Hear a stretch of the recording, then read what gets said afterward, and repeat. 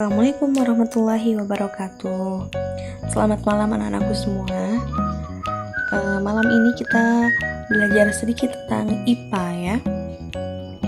Kita akan belajar tentang satuan pada sebuah besaran. Jadi kalau kalian mengukur sesuatu, misal mengukur panjang dari bukumu, kalian menggunakan penggaris kan? Nah, setelah selesai mengukur, kalian mendapatkan hasil. Misalnya, panjangnya adalah 25 cm. Nah, 25 itu adalah besarannya. Jadi, besarnya adalah 25. Lalu, cm adalah satuannya. Nah, ada yang disebut dengan satuan baku. Satuan baku adalah satuan yang telah diakui dan disepakati pemakaiannya secara internasional atau disebut dengan satuan internasional.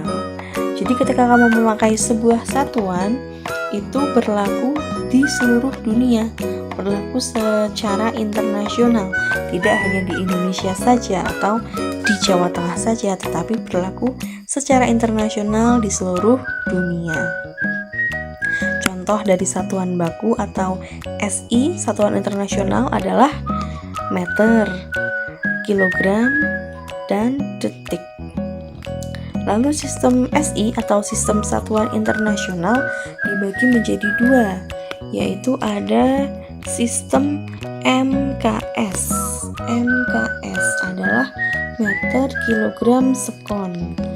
Lalu ada sistem CGS atau sentimeter, gram, dan sekon. Baik, kita masuk ke alat ukur yang pertama, yaitu alat ukur panjang. Alat ukur panjang yang sering sekali digunakan adalah mistar atau kita biasa mengenalnya dengan sebutan penggaris. Mistar adalah alat ukur panjang dengan ketelitian sampai 0,1 cm atau 1 mm. Pada pembacaan skala, kedudukan mata pengamat harus tegak lurus dengan skala mistar yang dibaca. Coba kalian ukur lebar dari buku kalian menggunakan penggaris. Nah, saat mengukur, maka kalian harus tegak lurus dengan skala mistar yang kalian baca agar hasilnya akurat. Coba sudah ketemu hasilnya berapa? Nah, itu dia lebar dari bukumu. Ya. Kemudian yang kedua adalah jangka sorong. Jangka sorong gambarnya seperti ini ya. Jangka sorong. Ada yang pernah melihat gambar jangka sorong sebelum ini? Nah, di situ ada skala diam, ada skala bergerak, ada D itu bagian yang akan diukur. Nah, jangka sorong dipakai untuk mengukur suatu benda dengan panjang yang kurang dari 1 mm. Jadi, untuk mengukur benda yang panjangnya sangat kecil ya. Skala kecil atau tingkat ketelitian pengukurannya sampai dengan 0,01 cm atau 0,1 mm.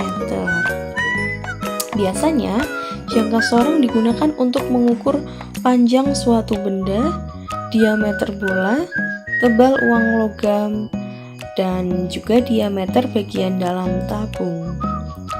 Nah, di dalam jangka sorong ini berbeda dari mistar. Kalau mistar hanya punya satu skala saja. Tapi kalau untuk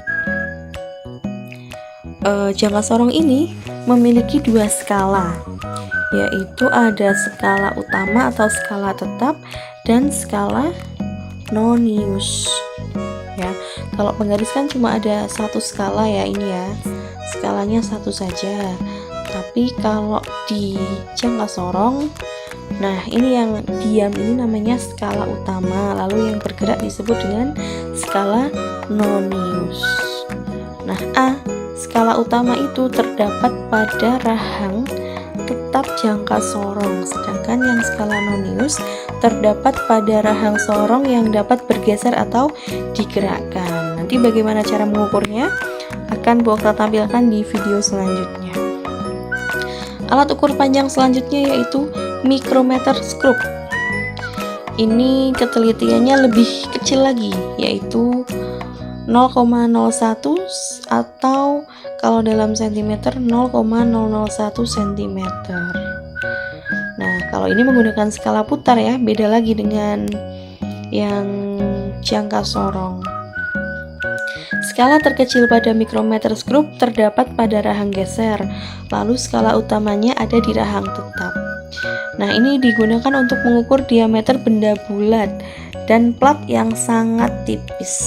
Nah, bisa kalian lihat cara mengukurnya, cara menggunakannya. Nah, yang menunjukkan angka 13,5 itu adalah skala utama. Ingat ya, satuannya milimeter. Nah, yang terakhir ditunjuk, lihat ini kan ada angka 11, 12, 13. 13,5 itu adalah skala terakhir yang ditampilkan oleh skala utama. Kita tulis dulu 13,5. Lalu skala noniusnya kita 17. Tinggal menjumlahkan saja. 13,5 tambah 0,17 jadi 13,67 mm. Ya. Itu dulu ya, kita belajar dulu tentang alat ukur panjang. Sampai jumpa di video selanjutnya. Kita akan melanjutkan ke alat ukur massa. Cukup sekian dulu, terima kasih. Assalamualaikum warahmatullahi wabarakatuh.